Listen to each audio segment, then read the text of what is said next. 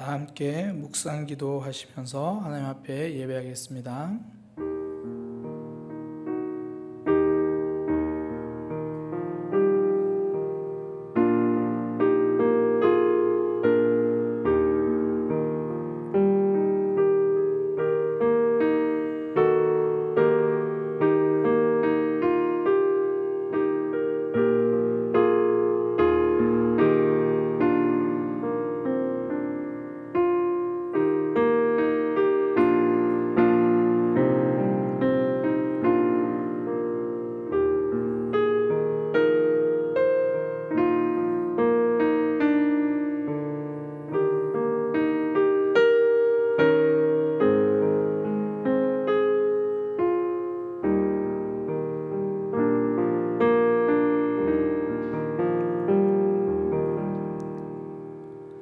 하나님, 이 시간 하나님 앞에 예배합니다. 예배하는 우리의 마음을 붙들어 주시고 예배하는 우리의 믿음을 지켜 주셔서 하나님에게 집중하고 하나님만 바라보는 시간 되도록 인도하여 주옵소서. 분주함은 내려놓게 하시고 믿음으로 나아가게 하여 주옵소서. 예수님의 이름으로 기도드립니다. 아멘. 다 함께 사도신경으로 신앙 고백하겠습니다. 전능하사 천지를 만드신 하나님 아버지를 내가 믿사오며 그 외아들 우리 주 예수 그리스도를 믿사오니 이는 성령으로 잉태하사 동정녀 마리아에게 나시고 본디오 빌라도에게 고난을 받으사 십자가에 못 박혀 죽으시고 장사한 지 사흘 만에 죽은 자 가운데서 다시 살아나시며 하늘에 오르사 전능하신 하나님 우편에 앉아 계시다가 저리로서 산자와 죽은 자를 심판하러 오시리라. 성령을 믿사오며 거룩한 공회와 성도가 서로 교통하는 것과 죄를 사하여 주시는 것과 몸이 다시 사는 것과 영원히 사는 것을 믿사옵나이다. 아멘. 찬송가 453장입니다. 찬송가 453장입니다.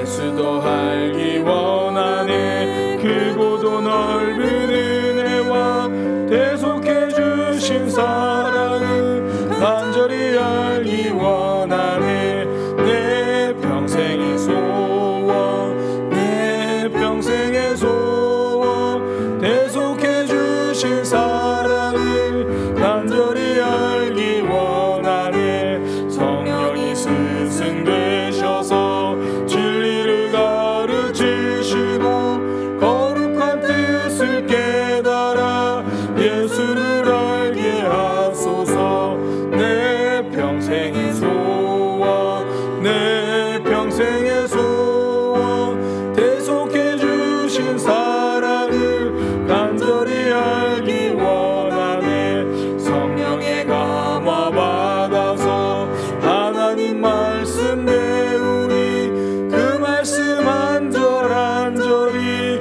내 맘에 교훈되도다 내 평생의 소원 내 평생의 소원 대속해 주신 사랑을 간절히 알기 원하네 예수가 계신 보좌는 영광이 둘려있도다 평화의 왕이 오시니 그 나라 왕성하도다 내 평생의 소원 내 평생의 소원 대속해 주신 사랑을 간절히 알기 원하네.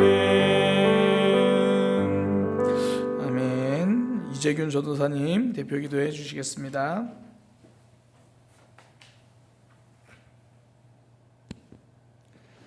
기도하겠습니다. 우리의 생사복을 주관하시는 전능하신 하나님 아버지, 우리에게 한 주간의 시간을 허락하시고 오늘 다시 주일 예배로 모이게 하시니 감사드립니다. 2021년의 시작이 어제 같은데 벌써 2달이 지났습니다. 장기화되는 코로나 사태와 온라인 예배 속에서도 우리의 삶과 믿음을 지켜주셔서 하나님 감사합니다. 하나님께서 우리를 지키고 인도해 주셔서 많은 어려움 속에서도 지금까지 지내올 수 있었습니다. 주님 감사합니다. 모든 영광을 주님께만 올려드립니다. 사랑의 하나님, 하나님께서 우리에게 허락하신 복이 너무 많은데 무지하고 어리석은 우리는 그 복을 잊고 살 때가 너무나 많습니다. 주일이 돼서 이렇게 하나님 앞에서는 이 시간이 돼서야 우리의 죄악됨을 깨닫고 주님의 크신 사랑을 다시 기억합니다. 부족한 우리를 용서하여 주옵소서. 오늘 예배를 통해서 다시 주님의 사랑을 깨닫고 그 사랑을 가득 경험하는 귀한 시간 되게 하여 주옵소서. 은혜의 하나님, 특별히 다음 주부터는 현장 예배를 시작합니다. 4개월 만에 함께 모여서 드리는 예배입니다. 먼저는 우리의 마음을 회복시켜 주옵소서. 무너진 마음들, 무뎌진 마음들 주님께서 회복시키시고 예배를 향한 기대와 소망이 넘쳐나게 하여 주옵소서. 한 주간 예배를 위해서 또 말씀을 전하시는 담임 목사님을 위해서 기도로 준비하며 기대하는 마음으로 살아가게 하여 주옵소서. 오늘도 주님 앞에 모였습니다. 예배하기 위해 모였습니다. 주님을 만나고 돌아가기 위해서 이 시간 모였습니다. 말씀 전하시는 우리 박명수 담임 목사님, 성령님께서 입술을 붙들어 주셔서 능력의 말씀, 생명의 말씀이 우리에게 선포되게 하여 주옵소서. 또 말씀을 듣는 우리 모두가 겸손한 마음으로 반응하고 그 말씀에 순종할 수 있도록 하나님 이 시간에 은혜를 허락하여 주옵소서. 오늘 예배의 모든 순서 과정과 우리의 마음을 하나님께 맡겨드립니다. 우리를 선한 길로 인도하여 주시고 오직 주님만을 깊이 생각하는 귀하고 복된 주일 되게 하여 주옵소서. 하나님 감사합니다. 그렇게 하실 주님을 찬양합니다. 우리를 끝까지 사랑하시는 예수 그리스도의 이름으로 기도드립니다.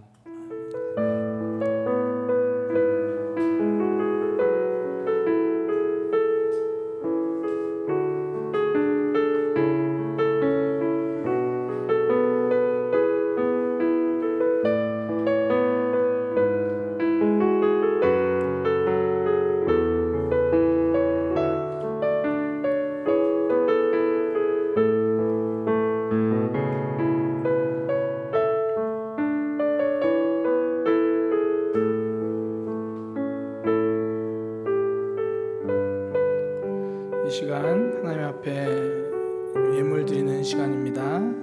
준비한 예물 다 함께 하나님 앞에 드리도록 하겠습니다.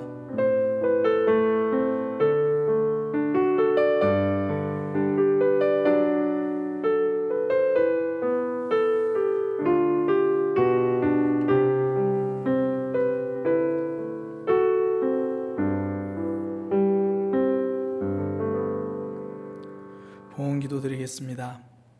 하나님, 오늘도 하나님 앞에 드릴 수 있는 믿음을 주셔서 감사합니다. 우리의 삶 하나님께서 허락하신 것이고 우리의 생명, 우리의 믿음 하나님께서 주신 것이니 하나님께서 모든 것을 주셨음을 고백하는 마음으로 하나님께 드릴 수 있는 신앙이 되게 인도하여 주옵소서. 이 드려진 예물들이 쓰이는 곳곳마다 하나님의 사랑이 드러나고 하나님 나라가 확장되는 역사가 있게 하여 주옵소서. 이 땅을 살아가는 우리 성도들 삶을 붙들어 주셔서 물질로 인하여 어려움 당하지 않도록 주님께서 공급하여 주옵소서. 믿음으로 살아가는 믿음의 백성들 물질이 시험거리가 되지 아니하도록 우리의 믿음을 붙들어 주옵소서. 예수님의 이름으로 기도드립니다. 아멘. 교회 소식입니다. 오늘 예배는 각 가정에서 온라인으로 드립니다. 오늘까지 온라인으로 드립니다. 내일 다음 주부터는 우리가 다시 대면 예배로 그렇게 모일 수 있습니다. 모이게 됩니다. 예배 후에 함께 예배드린 가족들과 말씀 나눔 꼭 진행해 주시기 바랍니다. 말씀 나눔 꼭 진행해 주세요.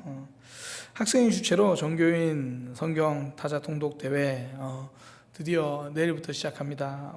제가 좀 알아보니까 오늘 밤 12시부터 이제 00시부터 이제 시작된다 그러더라고요. 그렇게 하면 됩니다. 또 아마 신청하신 분들은 자세한 안내들 아마 받으셨을 텐데 그 안내 받으신 대로 진행하시고요. 꼭 컴퓨터로 타자가 아니더라도 뭐 녹음이나 자기 목소리, 본인 목소리를 녹음하시거나 또 이렇게 필사하는 것도 된다고 하니까 잠언 말씀 그렇게 함께 동참해 주시기 바랍니다.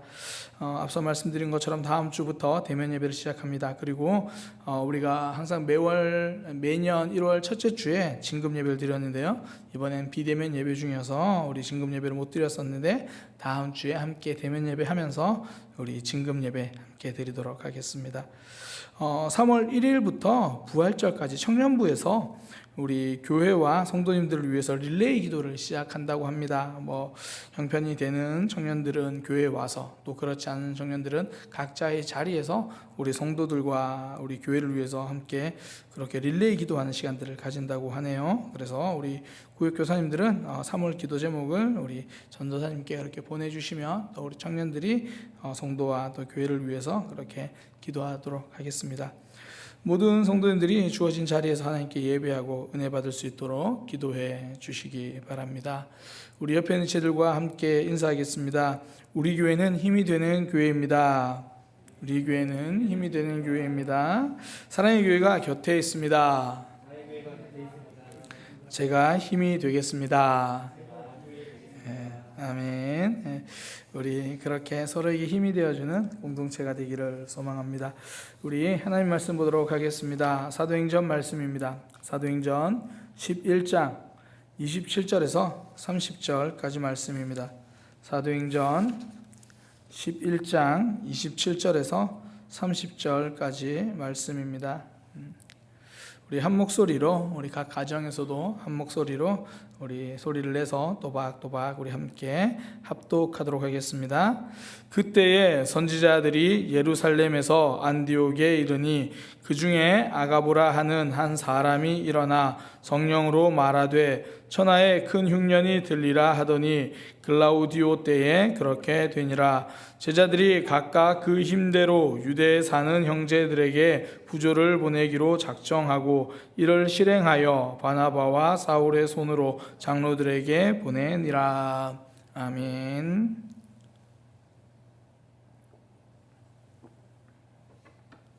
사도행전 7장 27절에서 30절 말씀을 통해 사랑이 밥 먹여준다라는 제목으로 하나님 말씀 증거하도록 하겠습니다. 사랑이 밥 먹여줍니다. 누구나 아픔을 견디는 각자의 방법이 있습니다. 사계절이 겨울인 남극에는요, 평균 온도가 영하 34도입니다. 평균이 그래요. 사람의 손은요, 영하 30도에서 한 10분 정도만 그냥 방치하면 동상에 걸려서 그 기능을 다 잃어버립니다. 이렇게 추운 날씨에도요, 펭귄은 물속에 들어가서 먹이를 구합니다. 그렇게 추운 날씨에도 물속에 들어갔다가 나와서요, 몸을 녹이지도 않고 또 뒤뚱뒤뚱 잘도 걷습니다. 물에 젖지 않는 깃털이 있기 때문이거든요. 추위를 견딜 수 있는 두툼한 지방이 있기 때문입니다.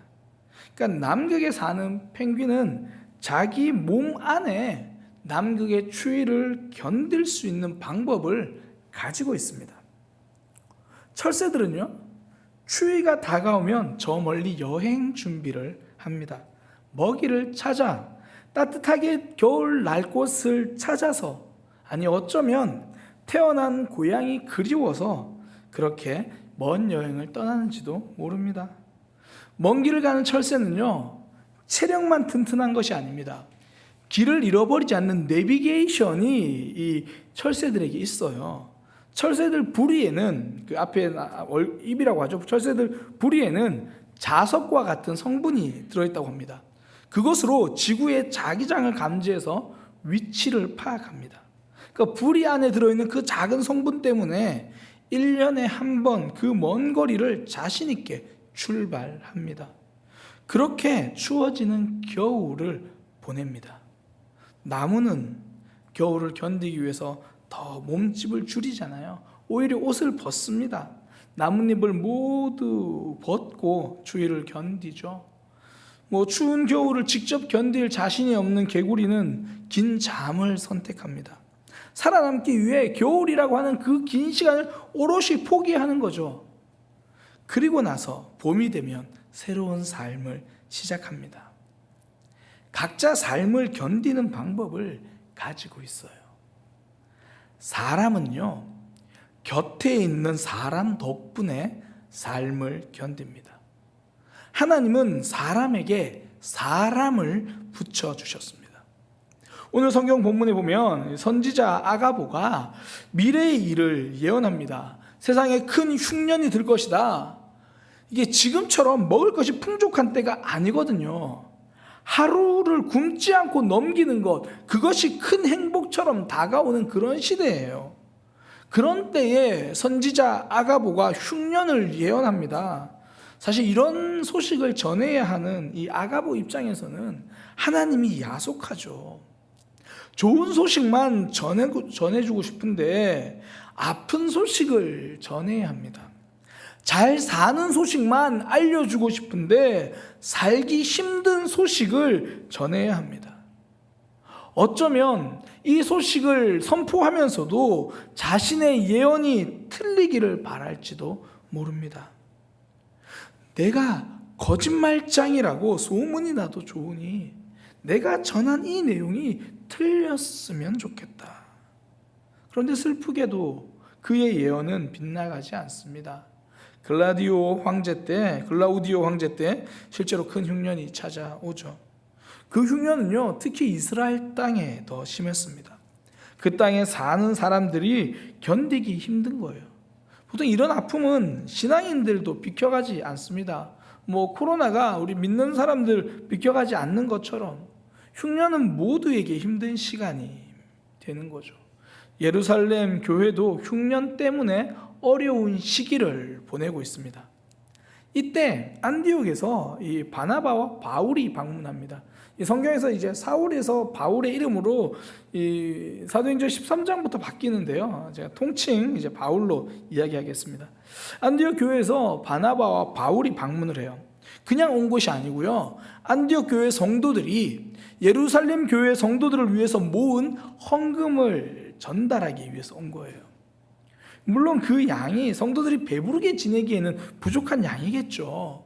그러나 당장 굶고 있는 이들에게는 생명처럼 소중한 도움입니다. 흉년이 왔습니다. 예루살렘 들판에 곡식은 없었지만 그들을 돕는 안디옥 교회는 있었습니다. 배고픈 계절, 사랑으로 견딘 겁니다. 사랑으로 견딘 겁니다. 어쩔 수 없이 찾아온 흉년을 통해 예루살렘 교회는요, 안디옥 교회의 사랑을 보았습니다. 그러니까 굶주림이라는 아픔을 통해 서로 간에 사랑이 있다는 것 알게 된 거죠. 세상 사람들은 사랑이 밥 먹여주냐 이렇게 말합니다. 그런데 실상은요, 사랑이 밥을 먹여줍니다. 안디옥 교회 성도들의 사랑은 예루살렘 교회 성도들에게 밥을 먹여주었습니다. 우리나라 전래동화 심청전에 나오는 심학규, 자신의 아내가 딸을 두고 세상을 떠났죠. 또 심학규는 앞을 볼 수 없어서 일을 할지도 못하는 사람입니다. 그래도 심학규는요, 딸을 먹여 살립니다. 동네 다니면서 젖동량을 해서라도 그 딸을 먹여 살리는 거죠. 우리 심청이 젖 좀 물려달라고 동네 안악에게 부탁합니다. 판소리 심청가에는 이렇게 말합니다. 여보시오 부인님네 7일 안에 모친 잃고 젖 못 먹여 죽게 되니 이에 젖 조금 먹여주오. 안 못 보는 심학교에 부탁해요. 아기 심청이를 품에 안고 동네 안악은 이렇게 말합니다. 아이고 그것 불쌍하구나. 너의 모친 살았으면 내 고생이 이렇겠나. 여보시오 봉사님 내일도 안고 오시고 모레도 안고 오시면 우리 애기는 못 먹여도 이에 설마 굶기리까. 젖동량은요, 사랑이 먹여준 밥입니다. 사랑이 없을 때가 진짜 배고픈 거예요. 그래서 흔히 그런 얘기 하잖아요. 사람들은 배고픈 건 참아도 배 아픈 건 못 참는다. 2008년 미국에서 시작된 금융위기에 많은 은행들이 문을 닫았습니다. 은행만 믿고 대출을 받아서 집을 산 사람들이 하루아침에 집을 빼앗기게 됐어요. 당시에 800만 명의 실업자가 생겼고요. 600만 명이 집을 잃었습니다. 그럴 때 수많은 사람들이 시위 현장으로 나오게 한 건요, 당장 직장을 잃은 그것 때문이 아니라 정부 지원을 받은 은행의 반응들 때문이었어요. 정부는 은행을 살려야 사람도 살 수 있으니까 은행에다가 많은 자금을 투입해 줍니다. 그런데 그 돈 중에요, 무려 200억 달러나 되는 돈을 은행들이 임원들 보너스로 나눠 가져버립니다. 그 소식을 들은 사람들이 거리로 나오는 거예요. 은행 때문에 가난해진 것은 그나마 견뎠는데 이런 삶을 외면하고 있는 그들의 모습을 보니까 견딜 수가 없는 거예요. 사람들이 정말 화가 난 이유는 은행이 돈이 없어서가 아니라 그 가진 돈을 제대로 쓸 수 있는 사랑이 은행에 없는 것을 본 거예요. 사랑이 없을 때 진짜 배가 고픕니다. 이런 은행들의 모습과 전혀 반대되는 모습으로 사역하신 분이 예수님이잖아요. 성경에 보면 오병이어 사건, 그리고 비슷한 모습으로 칠병이어, 물고기 2마리와 떡 7개, 이 두 사건이 나오거든요. 표면적으로 보면 놀라운 기적으로 5,000명 또는 7,000명을 먹이신 사건처럼 보입니다.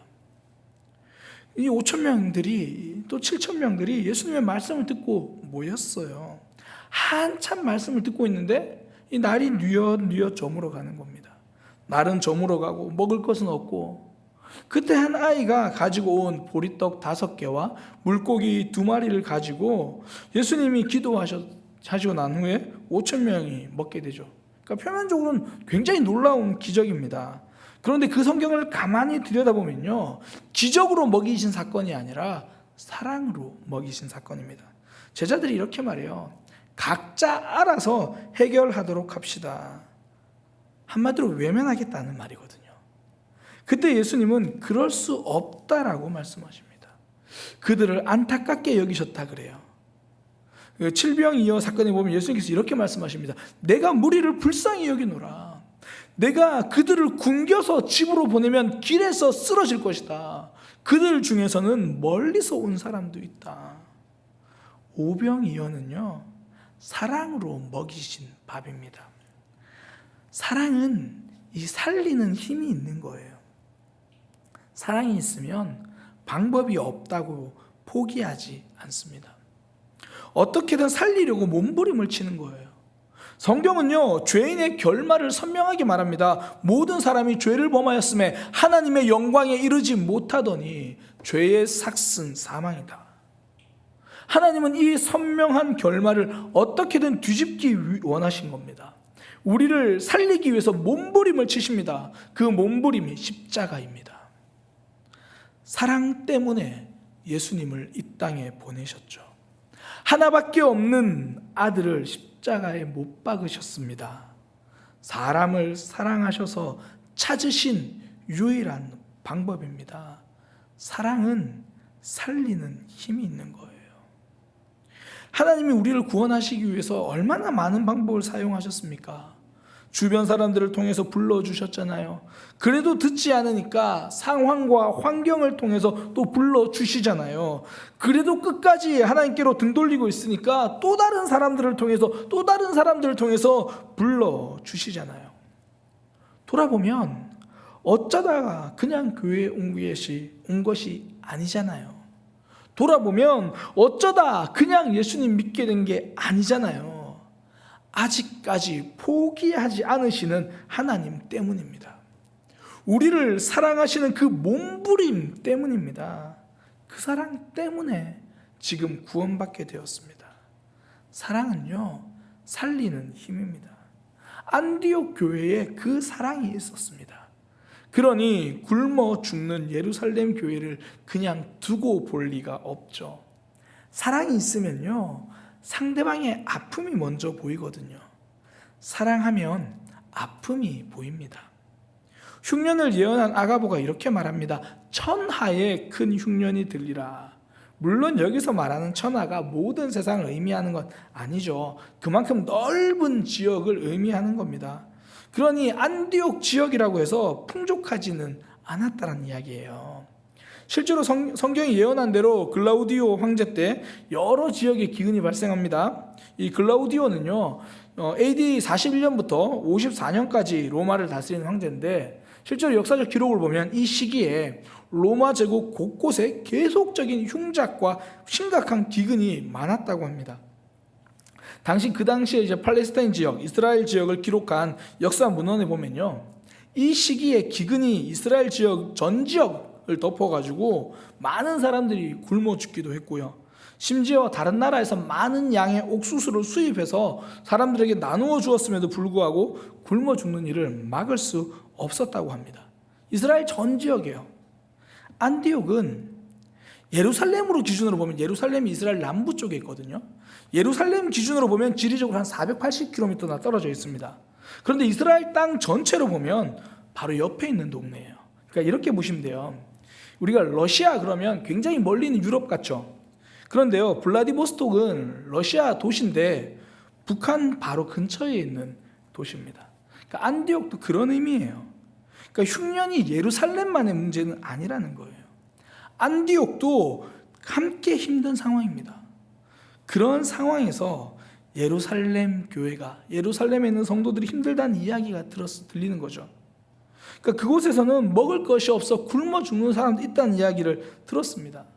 지금 나도 힘든데, 나도 어제 저녁은 굶었는데, 사실 남들 힘든 이야기 들으면요, 선뜻 나서기가 주저되는 거죠. 그러니까 마음이 불편해지는 거예요. 내 신앙 지키기도 힘든데 옆에 있는 사람 신앙까지 신경 쓰려니까 불편한 거예요. 목사님, 저 하나 교회 나오기도 힘든데 가족을 전도하라니요. 나 하나 사랑하기도 힘든데 다른 사람을 사랑하라니요. 그런 요구는 힘들고 불편합니다. 그런데 안디옥 교회는요, 이 상황을 불편으로 보지 않았습니다. 예루살렘 교회 속에 있는 아픔을 보았습니다. 예루살렘 교회의 어려움에 발벗고 나선 거예요. 아픔을 보는 것이 사랑입니다. 모세는요, 이스라엘 백성들을 아픔으로 보았습니다. 사실 이스라엘 백성들이 수시로 모세를 원망하잖아요. 작은 어려움만 있으면 다 모세 때문이야. 당신이 우리를 데리고 나와서 그래요. 사사건건 불평했습니다. 사사건건 모세의 발목을 잡으려고 했습니다. 모세는 그런 이스라엘 백성들을 보면서요, 내 사역을 힘들게 하는 불편으로 여기지 않았습니다. 하나님 앞에서 회복되어야 할 아픔으로 본 거죠. 그러니 모세는 이스라엘 백성들을 위해서 언제나 기도합니다. 하나님, 저 힘들어요 라고 기도하기 전에 하나님, 저 백성들 좀 살려주세요 라고 기도했습니다. 저 영혼을 살려달라고 기도했습니다. 인도에서 선교하시는 선교사님 한 분이 책을 쓰셨어요. 책 제목이 설마가 나에게 왔다. 이제 인도에서 사역을 하시다가 안식년에 한국에 들어오셨어요. 한국에 들어오셔서 사모님이 건강검진을 하셨는데 이 정밀 검사를 받아야 한다는 말을 들은 거죠. 결국 조직 검사까지 했고 암이라고 이렇게 판정을 받았습니다. 그때 이제 그 내용을 쓰신 거예요. 설마가 나에게 왔다. 이 사모님이 암 수술하시는 과정의 심정을 이렇게 기록하셨습니다. 너에게 온 질병을 나에게 가져올 수 있다면, 그래서 너는 아프지 않고 내가 대신 아플 수 있다면, 너의 약함을 내가 져줄 수 있다면, 정말 그럴 수 있다면 내 몸은 아파도 마음은 아프지 않을 텐데, 차라리 너 대신에 내가 수술을 받을 수 있다면, 정말 그럴 수 있다면 너는 살을 찢지 않고 나는 마음을 찢지 않아도 될 텐데, 정말 그럴 수 있다면 쓰린 눈물은 흘리지 않아도 될 텐데, 그럴 수 없으니 내가 살이 아프면 나의 뼈가 아프고 너의 뼈가 아플 때 나는 몸과 영혼이 아프다. 그 책에는요, 사모님을 향한 사랑과 미안함이 담겨 있습니다. 항암 치료를 해야 하는 아내를 두고, 사모님을 두고 한국에 두고 이제 선교지로 혼자 떠나신 거예요. 다시 선교지로 가셨습니다. 그때 상황을 이렇게 기록하셨어요. 결국 아내는 남편 없이 홀로 항암 치료 과정을 견뎌야 했다.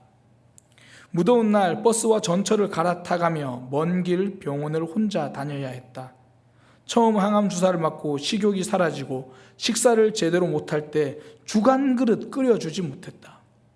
머리카락이 다 빠져서 모자를 쓰고 다닐 때 곁에 있어서 부끄러움을 조금이라도 가려 주었어야 했다.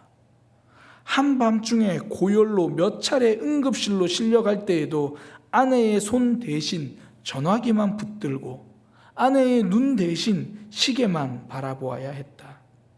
어디 남편 노릇 못한 것이 그때뿐이랴마는 표현할 수 없는 통증에 뼈가 마르고 서러움에 영혼까지 젖는다.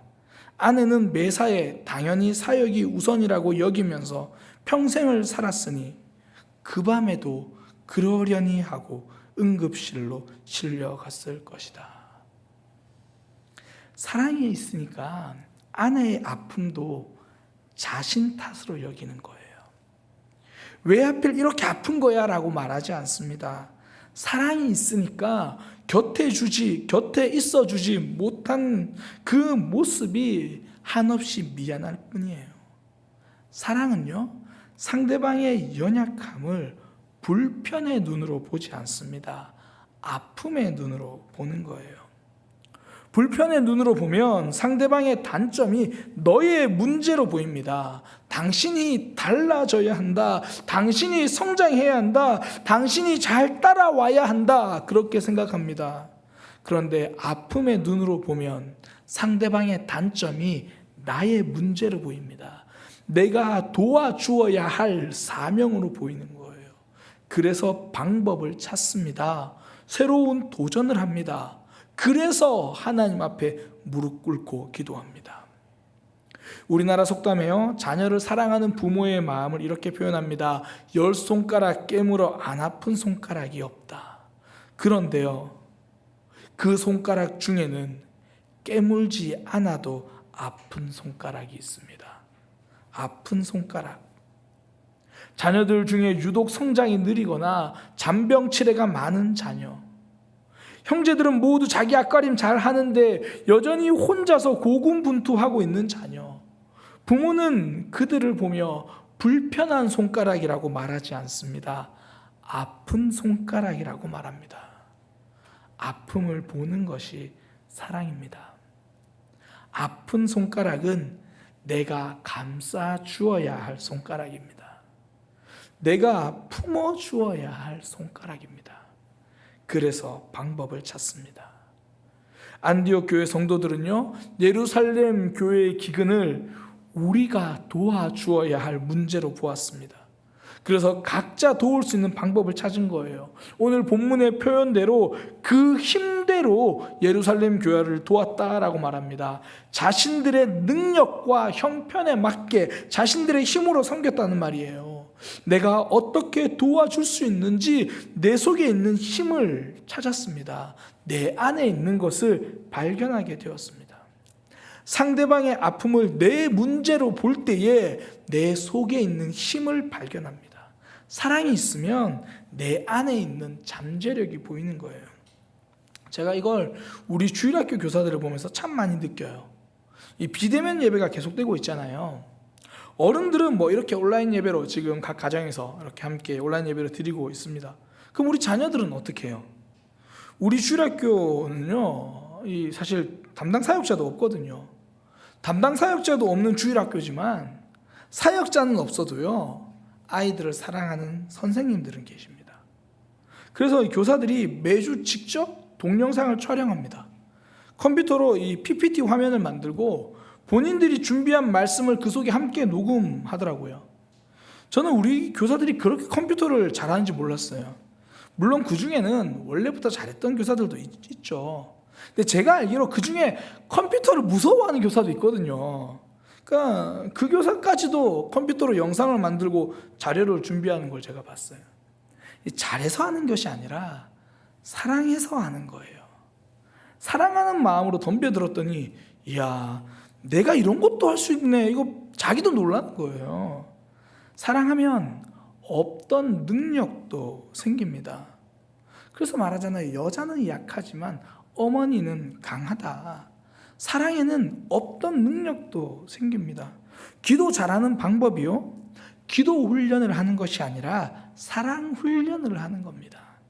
기도 훈련은 자신의 기도를 하면서 기도가 훈련되지 않습니다. 지체들을 위해서 구역 가족을 사랑하는 마음으로 기도할 때 그렇게 기도하면서 기도가 깊어지는 거예요. 제가 앞서 말씀드린 오병이어 사건도요, 한 아이의 작은 도시락에서 시작되었습니다. 예수님께서 제자들에게 어떻게 해야 될 것을 물었을 때 제자들의 대답, 각자 도생이었잖아요. 각자 알아서 해결하도록 합시다. 그때 한 아이는 자기가 가진 보리떡 5개와 물고기 2마리를 가지고 나오는 거예요. 그러니까 제자들은 5,000명의 굶주림을 그들이 해야 할 일로 보았는데요, 한 아이는 그 5,000명의 굶주림 속에서도 내가 할 일을 보았습니다. 그 결과 그 아이의 작은 도시락이 5,000명을 먹일 수 있다는 것을 알게 되었습니다. 작은 물고기 2마리와 보리떡 5개가 그 한계를 돌파해 버리는 거예요. 예수님께서 베드로에게 사명을 주시면서 먼저 사랑을 물어보신 이유가 바로 여기에 있습니다. 요한의 아들 시몬아, 네가 나를 사랑하느냐? 그러면 내 양을 먹이라. 네가 나를 사랑하는 마음으로 나의 양을 사랑한다면 그것만으로 충분하다라는 이야기입니다. 지금 능력이 없어도 사랑이 있다면 너의 능력은 한계를 돌파하게 될 것이다. 세상에서 가장 좁은 감옥은 자기 자신입니다. 내 생각이 가장 좁은 감옥이에요. 나도 모르게 나의 한계를 만들어버리기 때문입니다. 보통 그 한계는요, 새로운 목표가 생겨야 돌파합니다. 왜 아이들 피아노 학원에 가면 갑자기 실력이 잘 늘진 않거든요. 그런데 언제 실력이 느냐면 피아노 학원에서 콩쿨 대회나 이런 거 할 때예요. 그 대회 열심히 준비하고 나면 그 목표 가지고 준비하면 어느 순간에 한계를 돌파해 버리거든요. 우리는 여전히 내 모습만 봅니다. 내 한계에 갇혀서 지냅니다. 그때 내 한계를 뛰어넘는 법은요, 지체들을 사랑하는 거예요. 그때 오병이어의 기적을 경험하는 삶이 됩니다. 저도 처음 사역을 시작하고 주일학교 사역을 하고 학생회 사역을 하고 하면서요, 처음에는 항상 정답을 가지고 갔거든요. 이렇게 해야 합니다. 이것이 옳은 겁니다. 그랬더니 저는 옳은데 남들은 다 틀린 사람이 되어가는 거예요. 뭔가 열심히 하는데 점점 지쳐가는 모습을 많이 봤죠. 그러면서 제가 고민하고 기도하면서 어떻게 하면 하나님 마음으로 다가갈까, 그렇게 기도하면서 시간을 보냈거든요. 그렇게 보내다 보니까 그분들이 달라지기 전에 제가 먼저 달라지는 것을 봅니다. 딱딱한 돌덩어리 같던 제가 조금은 더 부드러워져 간다는 것을 보았습니다. 제 속에 일어난 기적이죠. 하나님이 제 속에서 역사한 거죠. 사는 것만 지치는 것이 아니라 사랑하는 것도 지칠 때가 있습니다. 직장에서, 교회에서, 때로는 가족들을 사랑하는 것도 사랑하다가 지칠 때가 있습니다. 그러니까 내 사랑과 내 힘은 여기까지가 한계인 것 같죠. 그때 한 번 더 사랑하면요, 내 한계를 넘어섭니다. 내 속에 아직 사랑할 수 있는 힘이 있다는 것을 깨닫게 됩니다. 하나님이 우리 삶을 기적으로 인도하십니다. 누구나 아픔을 견디는 방법이 있습니다. 삶의 아픔을 이기는 방법이 있습니다. 이제 날이 따뜻해져 가잖아요. 그런데 아직도 여전히 내 삶이 겨울인 분들이 있을 겁니다. 사랑하면 봄이 옵니다. 사랑하면 이 아픔을 견딜 수 있습니다. 우리의 삶이 기적이 됩니다. 하나님이 새로운 역사를 만들어 주시는 거예요.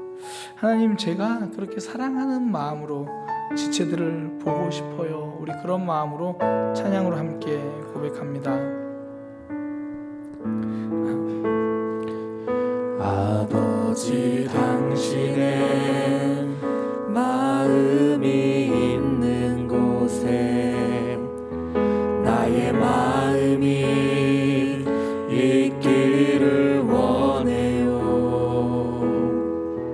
아버지, 당신의 눈물이 고인 곳에 나의 눈물이 고이길 원해요. 아버지, 당신이 바라보는 영혼에게 나의 두 눈이 향하길 원해요. 아버지, 당신이 울고 있는 어두운 땅에 나의 두 발이 향하길 원해요. 나의 마음이 아버지의 마음 알아. 내 모든 뜻 아버지의 뜻이 될 수 있기를 나의 온몸이 아버지의 마음 알아. 내 모든 삶 당신의 삶 아버지, 당신의 마음이 있는 곳에 아버지, 당신의 마음이 있는 곳에 나의 마음이 있기를 원해요. 아버지, 당신의 눈물이 고인 곳에 나의 눈물이 고이길 원해요. 아버지, 당신이 바라보는 영혼에게 나의 두 눈이 향하길 원해요. 아버지, 당신이 울고 있는 어두운 땅에 나의 두 발이 향하길 원해요. 나의 마음이 아버지의 마음 알아. 내 모든 뜻 아버지의 뜻이 될 수 있기를 나의 온몸이 아버지의 마음 알아. 내 모든 삶 당신의 삶 되기를. 우리 시간 하나님께 기도하기 원합니다. 하나님, 우리가 지체들을 바라볼 때 사랑의 눈으로 볼 수 있게 원합니다. 하나님, 부족하지만 연약하지만 지금까지는 지체들을 볼 때, 사랑하는 사람들을 볼 때 때로는 그 연약함이 나에게 불편으로 다가왔던 적이 있습니다. 내만 같지 않은 모습을 보면서, 내 생각과 다른 모습을 보면서 불편하게 여겼던 적이 있습니다. 하나님, 우리의 눈이 지체들을 불편으로 보지 않고 그들의 아픔으로 보며 우리의 사명으로 받아들여지게 하여 주옵소서. 하나님은 우리를 너무 사랑하셔서 유일한 답으로 예수 그리스도를 보내주셨는데 어떻게든 그 답을 찾기 위해 몸부림을 치셨고 십자가를 세워주셨는데, 하나님, 우리도 이제 불편으로 보지 않고 아픔으로 보고 답을 찾고 답을 발견하고 우리가 답이 되어 우리가 그들의 삶에 기적이 되어줄 수 있게 하여 주옵소서. 우리를 붙들어 주옵소서. 인도하여 주옵소서. 그동안 불편으로 보았던 우리를 회개합니다. 아픔으로 볼 수 있는 마음을 허락하여 주옵소서. 우리 그렇게 함께 기도하도록 하겠습니다. 기도하겠습니다. 나와 다름이 불편으로 보였습니다. 하나님, 내게 어려운데 내가 어려운 사람들 만나는 것도 불편했고 대화하는 것도 불편했고 나의 곁을 내어주는 것도 불편했습니다. 마음 열기는 그 어느 누구보다 힘들었습니다. 주님, 상대방이 바뀌어야 했고 상대방이 달라져야 했고 상대방이 더 성장해야 했고 상대방이 변화되어야 될 모습만 보였습니다. 주여, 그들이 바뀌어야 할 불편으로만 보았던 우리의 사랑 없음을 용서하여 주옵소서. 그 속에서 사명을 발견하고 그 속에서 사랑을 꿈꾸며 우리의 삶에도 아직 사랑이 있음을 발견하는 기적의 역사가 있게 하여 주옵소서. 부족한 우리가 그들의 삶의 기적이 되게 하여 주옵소서. 어떤 이들은 여전히 사랑에 메말라, 어떤 이들은 여전히 사랑받는 법을 모르고, 어떤 이들은 여전히 하나님 앞에 나오는 것이 망설여지는 상황에 놓여 있습니다. 주님, 그들을 볼 때에 사랑의 눈으로 보게 하여 주옵소서. 하나님의 눈으로 보게 하여 주옵소서. 하나님의 마음을 우리에게 주옵소서. 하나님, 우리의 눈을 축복하여 주옵소서. 지체들의 연약함을 불편으로 보지 않고 아픔으로 볼 수 있도록 우리의 눈을 축복하여 주옵소서. 하나님, 여전히 사람을 계산하고 사랑을 계산하고 있는 우리를 불쌍히 여기셔서 사랑으로 한 걸음 다가갈 수 있는,